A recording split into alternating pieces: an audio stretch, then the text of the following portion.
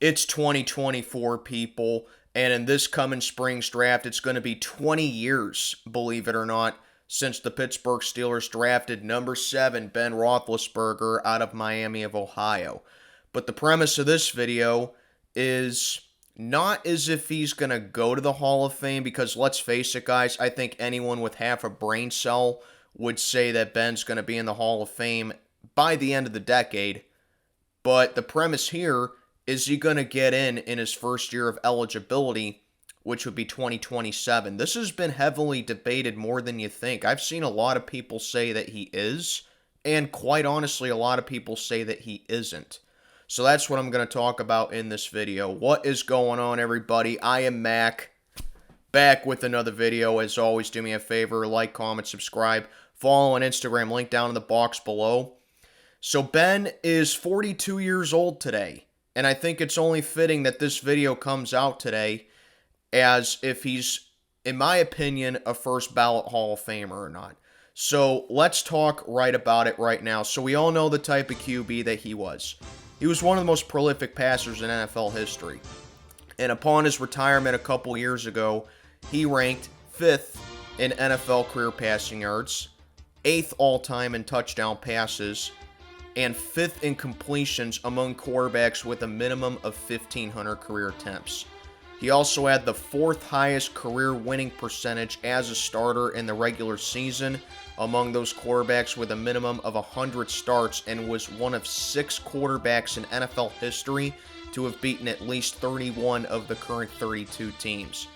And just his overall kind of play style, man, known for playing outside the passing pocket. He has personally called it backyard football.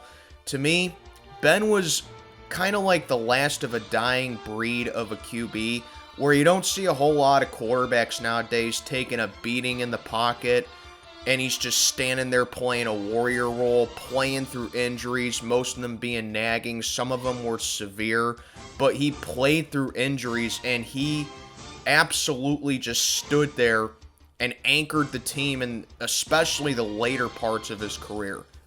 He had that big arm, one of the, probably the best pump fake that I've ever seen any quarterback have. He wasn't mobile, but he could definitely run when he needed to. And the way that he shook off tackles, the way that he just was so strong in that pocket, and his size and his ability alone just made him a very hard guy to bring down. Now, he was the most sacked quarterback of all time, but he was just such a fighter. Like, every time he got nailed, every time he got hammered, every time he just took a whipping by a linebacker or a defensive end, whoever, it's like he went down to the turf, brushed off the turf off his shoulder, went to the huddle, called the next play. That's the kind of guy that he was. He was just a fighter, man. And on top of that, he played some of the best quarterbacks in a very tough generation of QBs. Tom Brady, Peyton Manning, Phillip Rivers, Drew Brees, Aaron Rodgers, Brett Favre. He played Kurt Warner in a Super Bowl. I mean, yeah, later he had to go up against Patrick Mahomes, but that was towards the end of Ben's prime and the beginning of his twilight. So yeah, definitely, you take a look at it in a nutshell, Ben definitely, had that type of play that made him a fierce competitor. But then you take a look at his stats, and like I said, it all starts with 04. And without going into too much detail about it, I'm going to go year by year from 2004 to 2021. So in 2004, Big Ben started 13 games that year, and we all know the story with that. He was 13-0 as a starter, which is an NFL record, by the way. I'll get more into his records in a little bit. But he went 196 at 295 for a 66.4 completion percentage, 2,621 passing yards, 17 touchdowns, 11 interceptions, and a rating of 98.1. So that's pretty good for a rookie right there. That's great for a rookie, the fact that he didn't lose a single game in the regular season. But the ride ended, unfortunately, in the AFC Championship, where the Steelers dropped it to the New England Patriots. But still, overall, when Charlie Batch went down in Week 2 against the Baltimore Ravens and Ben was called in for an emergency role, it was no longer an emergency, as the Steelers knew who was going to be the starter for the foreseeable future. And then 2005 came, and this was his first season as the regular starter. He only played 12 games in 2005 as he missed some time due to injuries, but he went 9-3 as a starter, 168 at 268 for a 62.7 completion percentage, 2,385 passing yards, 17 more touchdowns, and he cut down on the picks a little bit, only throwing 9, and turned in a 98.6 rating. So 2005 was a pretty good year for Big Ben as well, and he's off to a pretty solid start for his career, and that ended, of course, with a Super Bowl title, making him the youngest quarterback in NFL history to ever win a Super Bowl. But that Super Bowl is still highly controversial to this day due to the officiating and the fact that Ben actually had the lowest QB rating for a Super Bowl winning quarterback in NFL history. So definitely I would say the Steelers won Super Bowl 40 in spite of Ben, but Ben was far from the reason that the Steelers, went 11-5 I shouldn't say that. He was a big reason that they went 11-5, but he was far from the reason that in 05 the Steelers slumped in the later part of the season, but he was a big reason that the Steelers made the Super Bowl, but he just didn't play well in the Super Bowl. Can't really fault him there because it was just, his second season in the league, and you can chop it down to, a young man having the jitters in the Super Bowl, but I hardly hold it against him. Now, 2006, this is where people start to say that Big Ben, is he a first ballot Hall of Famer or not? Because, he's still kind of young at this point. He gets in a motorcycle accident in the offseason of 06 that probably could have killed him. And they're like, well, he's too immature, he's not going to mesh well. But, and it's kind of easy to see why at this point. He played 15 games. He missed one game due to injury. He went just 7-8 that season. 280 of 469 for a 59.7 completion percentage, 3,513 passing yards, and then 18 touchdowns and 23 picks for a 75.4 rating. Now, this was easily Big Ben's worst season of his career. And, you can chop it down to the injury that he had and the motorcycle accident, but I argue that it shouldn't have even happened because he shouldn't have even done that. And, that's where people's like, Big Ben just ruined his career. Big Ben is not going to be, a top echelon quarterback in the league because of that. I don't see him, I don't see him having a good career. But then 2007 comes along and Big Ben puts any kind of doubt to rest. He played 15 games in 07. He only missed one game, and it was because he was rested in the final week of the season because the Steelers had a playoff berth wrapped up. And the Steelers went 10-5 in those 15 games under Ben. He went 264 of 404, a 65.3 completion percentage, 3,154 passing yards, and he had 32 touchdowns, 11 interceptions for a career-high 104.1 passer rating. Now, 2007 is where I personally believe that Ben entered his prime, and a lot of other fans say that as well. And he definitely did play like it. I personally believe that he should have won Comeback Player of the Year in 07, but still, his season was just nothing short of fantastic, as he was also third in the league in touchdown passes and second in the league in passer rating. And of course, you got some standout games where he dominated the Cleveland Browns in Week 1, throwing for 4 touchdown passes, and that got Mike Tomlin his first career win as an NFL head coach. You fast forward to Week 9 against the Baltimore Ravens, he threw 5 touchdowns on them, and that tied a record by Terry Bradshaw and Mark Malone. All 5 of them were thrown in the first half, and that made Big Ben one of 2 quarterbacks in that 07 season. Take a guess who the other was. and only the fifth quarterback since the merger in 1970 to accomplish that. And he had a perfect 158.3 passer rating in that 38-7 win against the Ravens. Then against the Browns in the second game, the Steelers were down 15 points against them, and they won 31-28. He threw 278 yards, a couple of touchdowns, and one pick, and he got an Offensive Player of the Week award for that. But that magical season did come to an abrupt end and a thud in the playoffs, where they lost to the Jaguars 31-29. Ben didn't play particularly great, as 337 yards and 2 touchdowns sounds good, but he also threw 3 picks. But Ben did give an honest effort. It was just the early mistakes that cost him. But regardless, that 07 season was just nothing short of fantastic, as the Steelers were primed to make another run. And boy, did that run come in 2008, as this was Big Ben's first full season, as he played 16 games. Obviously, the Steelers went 12-4 that year. 281 of 469 for a 59.9 passer rating, 3,301 passing yards, 17 touchdowns, and 15 picks for a rating of 80.1. So obviously his stats did go down a little bit, but there were some that improved. But my favorite trait of his was born in this 08 season, and those were his fourth quarter comebacks and the overall clutch gene that he had. So let's go over these game winners. The Monday Nighter against the Ravens in Week 4, the Steelers were down 13-3. Ben rallied the team and set them up for Jeff Reed's game-winning field goal. Then the very next week, Ben threw for 239 yards in the first half, which was a career high for one half, and he directed the game-winning drive against the Jacksonville Jaguars that culminated with a Hines Ward touchdown reception and got Offensive Player of the Week.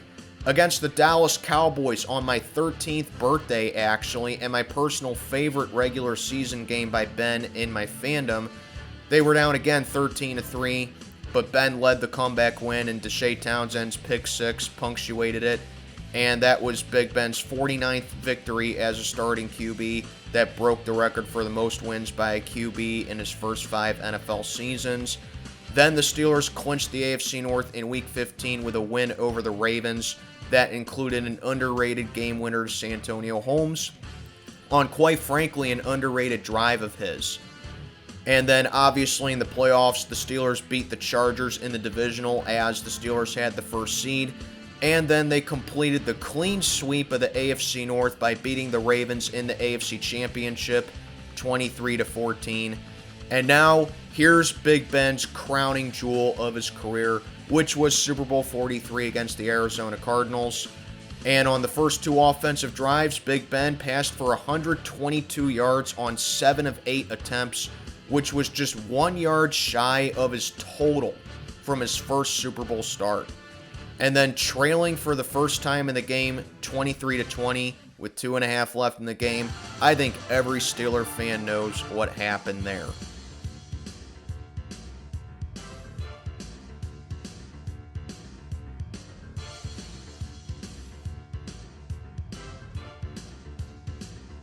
So, yeah, that was his 08 season, and that just showed how important Ben was to the team. But 2009 comes along, and this was a pretty interesting season for his career. The Steelers had a very up-and-down season, as they went 9-7 and missed the playoffs, but don't let that record fool you. It was very streaky. The Steelers either won or lost a lot. They won the first game, lost the next 2, then won the next 5, and then you follow that up with a 5-game losing streak, and then ended the season winning the final 3.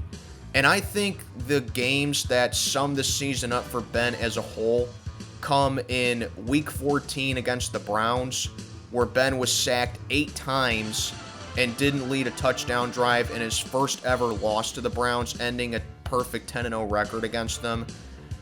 And then Week 15, the very next week, against the Green Bay Packers, where Ben broke several franchise passing records, and that in a game that helped end a 5-game losing streak for the Steelers and the biggest passing day in franchise history. First pass of the day, 60-yard touchdown pass to Mike Wallace. And his last pass was a game-winning 19-yard touchdown pass to Mike Wallace on the final play. Overall, he threw for 503 yards, 3 touchdowns, no turnovers. And that broke Terry Bradshaw's single-season record of 3,724 passing yards, and that set a new mark for single-season completions at 302. But then in Week 17, where the Steelers defeated Miami, they were actually eliminated from contention due to tiebreaker. But all in all, Big Ben was far from the reason that the Steelers missed the playoffs. In this 09 season, he went 9-6 in 15 starts, 337 out of 506 for a 66.6 completion percentage. 666. He threw for 4,000 yards for the first time in his career, and he had 26 touchdown passes, 12 picks, and for the second time in his career, he had a passer rating of over 100 or more.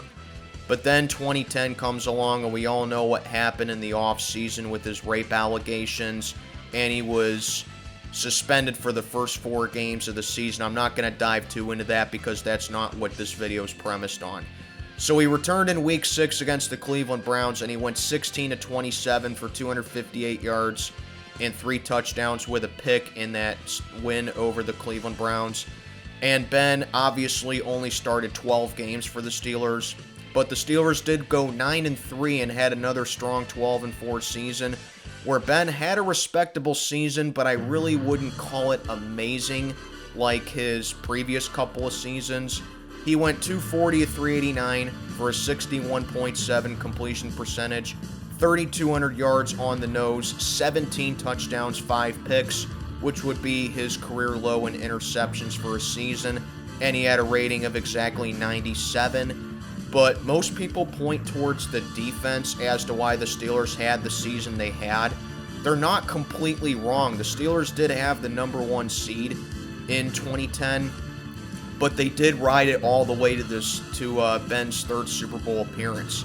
And in the playoffs, Ben had a pretty interesting playoff run, as in the divisional round against the Ravens, as the Steelers did have the 2nd seed in the first round bye.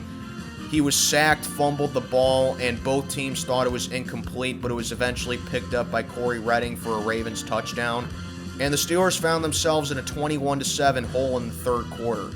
But then Ben conducted another game-winning drive that saw him throw 2 touchdown passes to tie the game at 21, a deep completion to Antonio Brown, and then Rashard Mendenhall, remember that name later, won the game for a 31-24 comeback win.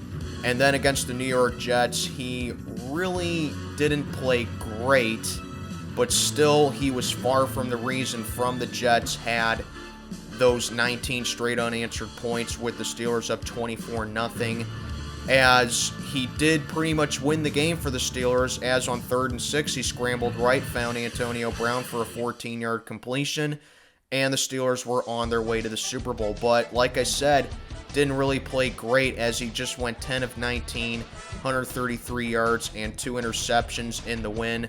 And then Super Bowl 45 comes along against the Green Bay Packers, and Ben's early struggles were just too much for the Steelers to overcome, as he was hit on an attempted pass attempt to Mike Wallace in the first quarter.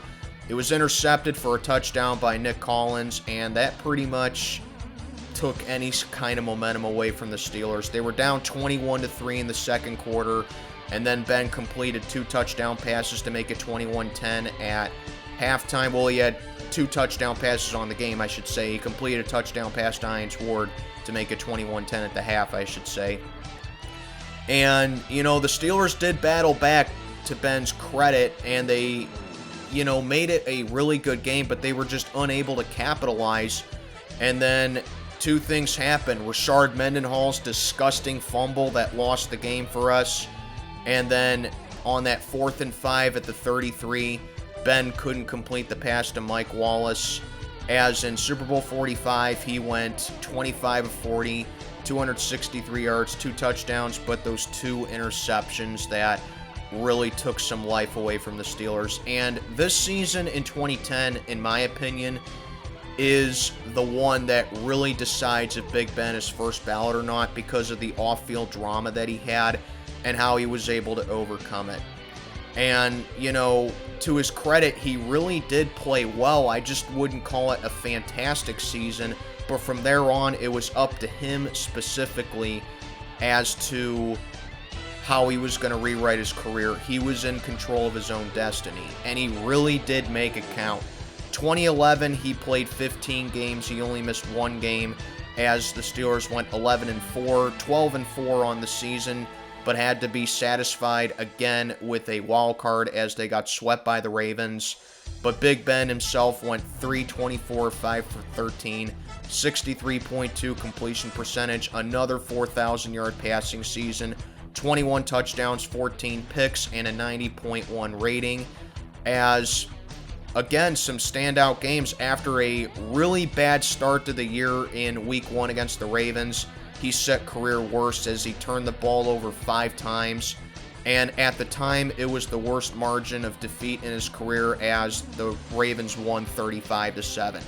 But he rebounded well after that, and a big one in that was punctuated in Week 5 against Tennessee. Big Ben trashed them for 5 touchdown passes for the second time in his career, and the Steelers won handily 38-17, and that got him AFC Offensive Player of the Year for the 7th time in his career. And then, of course, you know, as I said, the Steelers had to go to Denver to face the Broncos in the wild card. We all know what happened in that game. But Big Ben did battle hard in that one. They were down 20-6 at the half, but Ben led the team, tying the game at 23 before the end of regulation. And the game-tying touchdown came on a 2nd and 10 with 3:47 left in regulation, which Ben made, I would say, a vintage play of his career, where he eluded several pass rushers before connecting with Jericho Cotchery on a 31-yard touchdown pass. But despite the heroic efforts, again, we just all know what happened. I'm not going to say it on this channel. It was in no way, shape, or form Ben's fault. He did his job well. He went 22 of 40 for 289, a touchdown, and a pick. But, you know, overall, Ben had a really good year, and I think he was kind of starting to make people believe that he could be in Canton in the first year of eligibility later down the line. 2012, though, he had to miss a couple of games due to injury, and he was just 7-6 as a starter, going 284, 449, 63.3 on the completion percentage, 3,265 passing yards, 26 touchdowns, 8 picks for a 97 rating once again.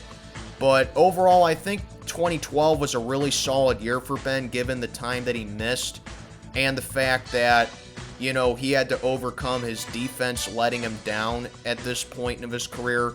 And 2013 was even better, in my opinion, for Big Ben. A full season for him for the first time since 2008. But again, back-to-back 8-8 seasons for the Steelers in 2013 and 2012. Missing the playoffs in consecutive years for the first time since 1999. But Big Ben made it count. He went 375 of 584 for a 64.2 completion percentage, 4,261 passing yards, and 28 touchdowns, 14 picks for a 92 rating. And this 2013 season was pivotal for Big Ben, in my opinion, because we start to see the emergence of Antonio Brown and Le'Veon Bell, and that had fans and a lot of non-Steeler fans hopeful for the Steelers in 2014. And we all know in 2014, those hopes turned out to be true, as Big Ben had consecutive full seasons. He started all 16 games. Steelers went 11-5, clinched the AFC North for the first time in 4 years, had the 3rd seed in the AFC, and Big Ben had statistically at that time the best season of his career. He went 408 of 608 for a 67.1 completion percentage and led the league in passing yards at 4,952.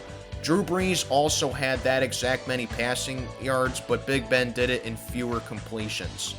He had 32 touchdowns and just 9 interceptions for a 103.3 rating. And, of course, some standout games right there. I don't think I need to say anything more other than his game against the Colts, where he went 40 of 49, 522 yards, 6 touchdowns, and a perfect passer rating of he had a perfect passer rating in that 51-34 win. And in that win, he became just the 4th quarterback in NFL history to get 100 wins in his first 150 starts.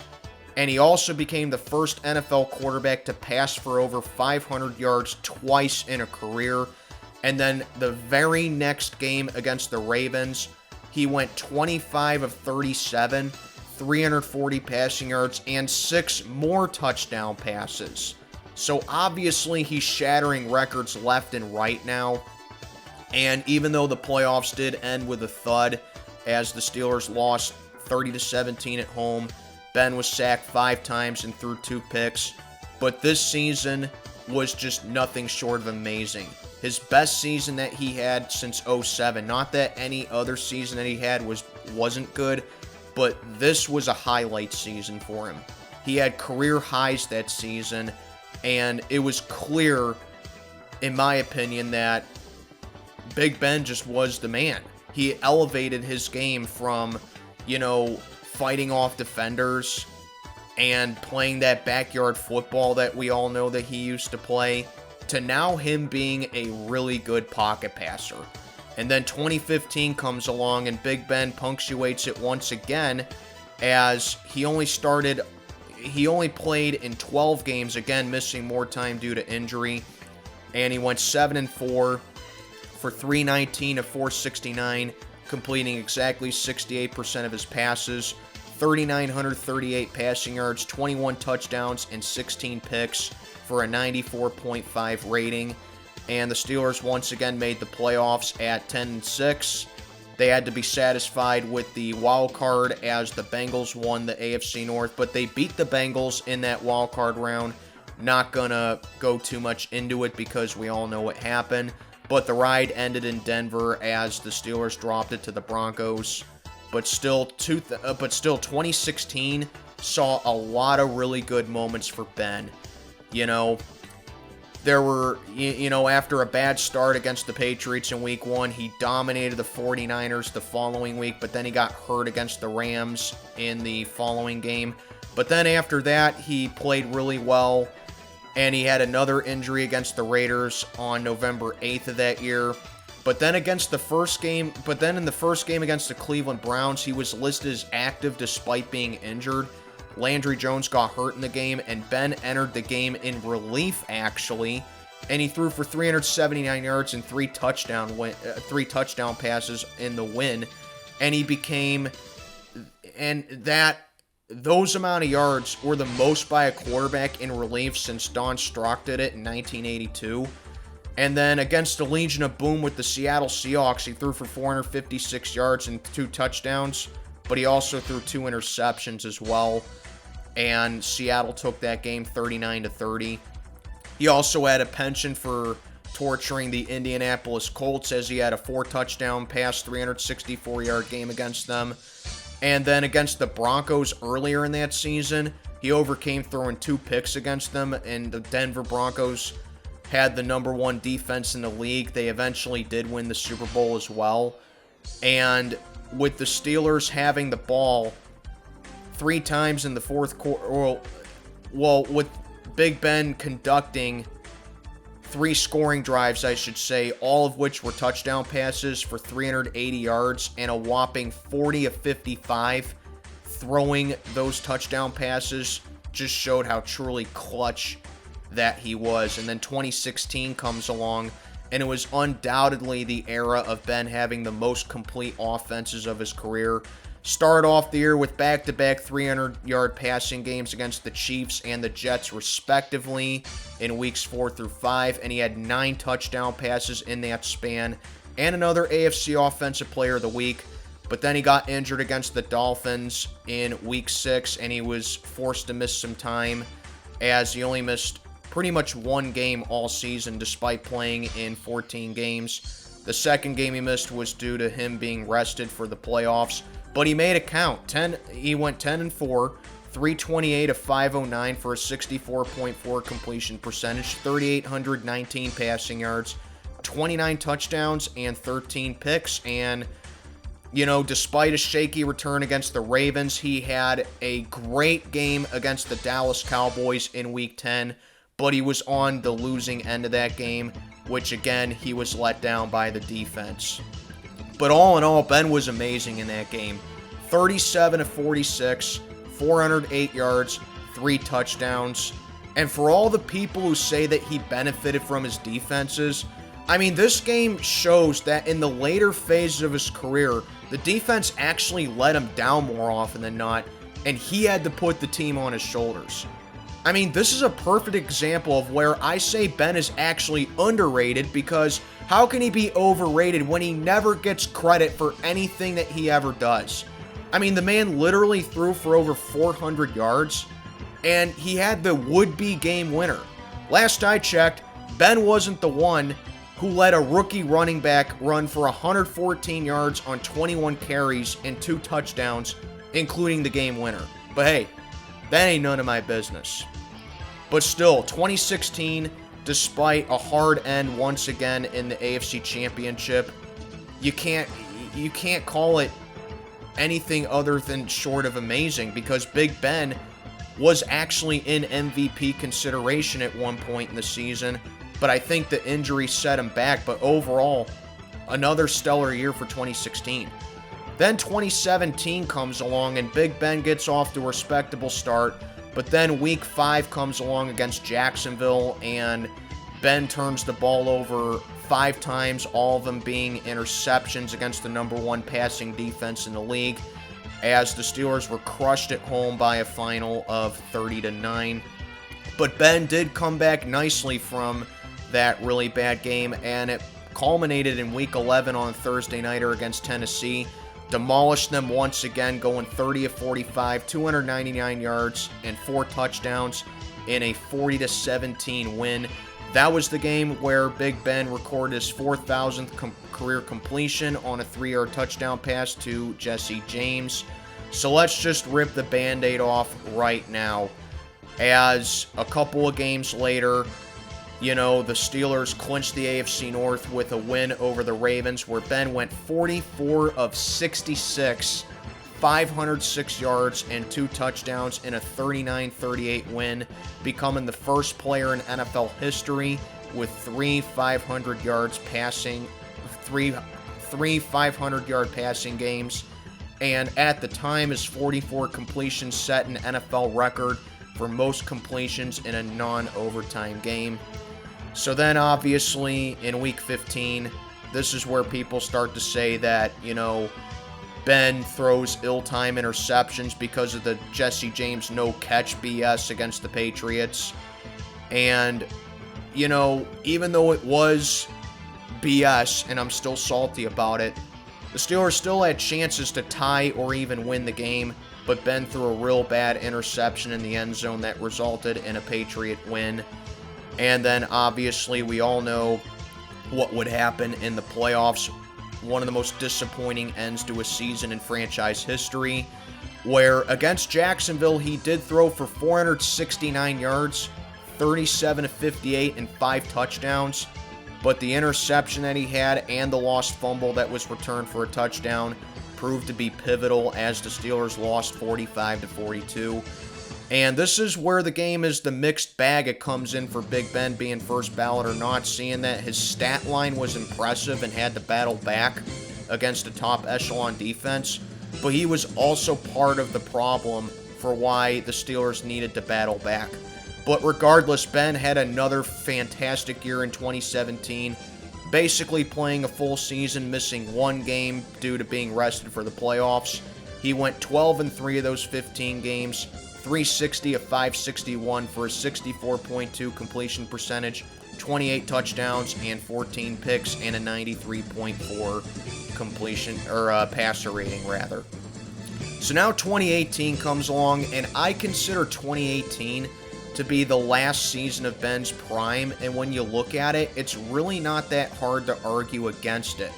He was 36 years old at this point and had a little bit of decline in his play, but by no means was 2018 season bad. In fact, this is statistically the best season he had, with Randy Fichtner taking charge as the OC. And in this 2018 season, it got off to an embarrassing start where he went 335 yards passing, a touchdown, and 3 interceptions on 6 turnovers, as the Steelers actually tied the Browns 21-21. Yeah, we tied with a team who went 0-16 in the season prior. Then against rookie Patrick Mahomes' Kansas City Chiefs in Week 2, the Steelers dropped it 42-37, but Ben passed for 452 yards and 3 touchdowns and had a rushing score. But once again, defense couldn't stop that rookie Mahomes dude, and he became the 3rd player in NFL history since 1950 with at least 450 passing yards, 3 touchdowns, and 1 rushing touchdown in the same game. And in this game, he also passed his childhood idol, John Elway, for the 7th most passing yards in NFL history. Then in Week 3, Big Ben torched the surprising Tampa Bay Bucks for 353 yards, 3 touchdowns, in a 30-27 Monday night win over them. But the real big one came in Week 10 against the Carolina Panthers on a Thursday nighter. Big Ben had more touchdown passes than incompletions, on a stat line that once again you're probably never going to see. 22 of 25, 328 yards, 5 touchdown passes, and this game shattered an NFL record for the 4th game with a perfect passer rating, and obviously AFC Offensive Player of the Week. But the Steelers faltered in the 2018 season, and they missed the playoffs at 9-6-1. Ben started all 16 games, but he was by far not the reason why the Steelers missed the playoffs. You know, Ben led the league in passing yards at 5,129 for the 2nd time in his career. He led the league in completions, led the league in attempts, but yeah, he did lead the league in interceptions, as once again, people are only going to look at the interceptions, and people are only going to look at, well, he threw this many picks, where his game plan involved a lot of deep, risky passes because of the weaponry that he had. But still, you can't overlook all the other things he did in this season as well. Those records that he had for 5,129 yards and 34 touchdowns, they set franchise records, and they were both held by him in that 2014. And like I said, say what you want, but Ben anchored the whole offense with tons of distractions, on and off the field drama, and I wanted to keep it at a minimum, as I don't need to summarize the entire season. Urinating Tree already did that. Anyway, in the 2019 season, that was the season that got Ben a 2-year contract that would pretty much take him to retirement, as he had a $68 million contract for $37.5 million signing bonuses, and it kept him under contract through the 2021 season. But because of the length of the contract, I consider this to be the twilight of Ben's career, and it really did look that way early on. Ben was missing targets left and right all night in a terrible 33-3 opening night blowout loss to those damn Patriots in Week 1. But then Week 2 against the Seahawks changed everything. Ben injured his right elbow and was unable to play in the second half of the game. Mason Rudolph came in relief, and the Steelers dropped the game 28-26, but the very next day, the Steelers did announce that Big Ben would be placed on IR for the rest of the season, as he had to undergo surgery in the injured elbow. And after the season, it was revealed that Big Ben's injury was much more serious than they originally thought, as he tore off 3 flexor tendons from his throwing arm, and it was believed to be he was going to be the first quarterback to attempt such a comeback from that injury. But many people thought that this was the end of the road for Ben's career, and honestly, myself included. His body breaking down after getting repeatedly beaten down in the pocket, finally taking a toll on him at age 37. And if you looked at his recent performances, he just really didn't look complete. He looked past his prime. He was just starting to regress physically and inaccurately. And for a 37-year-old man needing that major surgery to re-strengthen his arm to get back to play speed, it's just nearly impossible. But Ben, he made it count, as in 2020, we all knew that Ben was a trooper, and he wanted to honor that contract. And as bad as the surgery was, not many players are going to walk away from the money that he was owed. And so in 2020, Ben suited back up for action and made his return from injury in Week 1 against the New York Giants, where he threw for 229 yards and 3 touchdowns in a 26-16 win.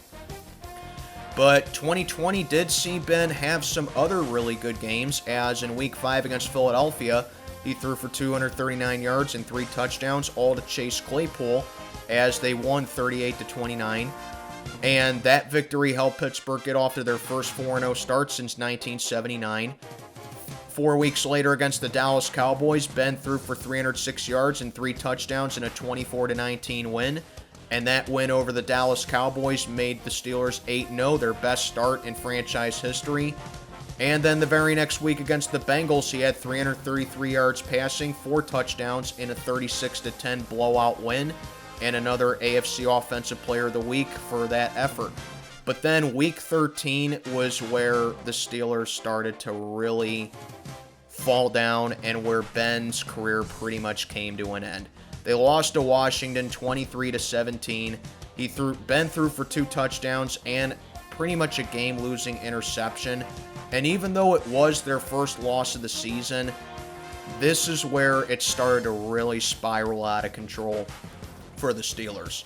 Now, for 2020, I have very mixed feelings about Ben. For one thing, it's remarkable that a 38-year-old to make a comeback after major surgery and missing pretty much the previous entire season to even play is impressive in itself.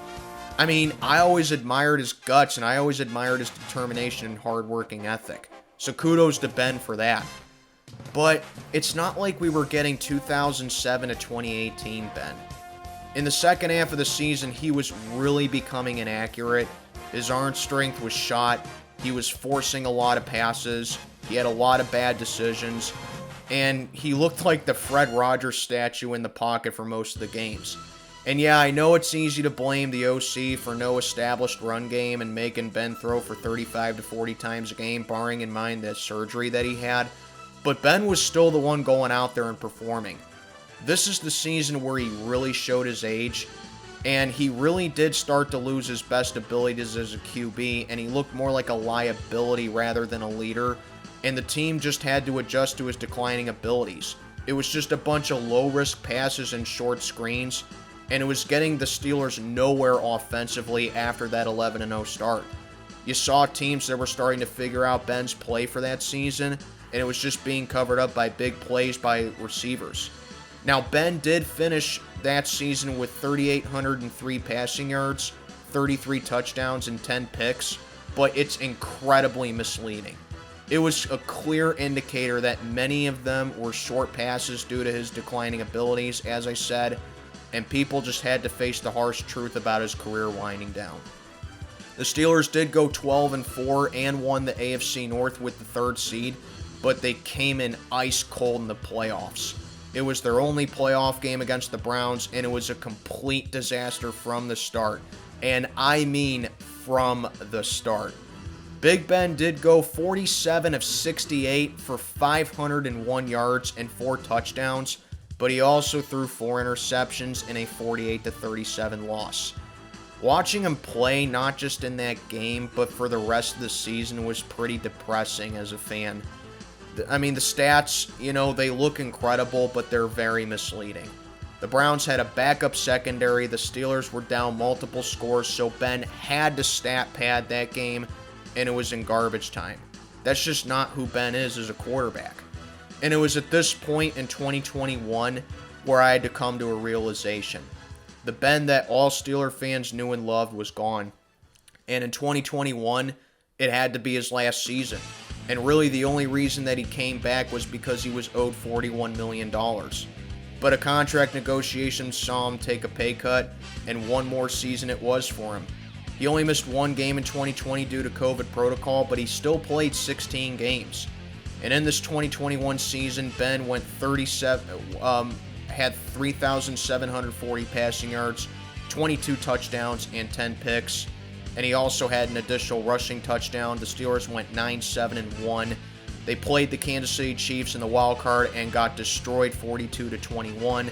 So at least he ended 2021 with a good season for his standards, bearing in mind how old he was and, where he was in his career. And he had a memorable home send-off game.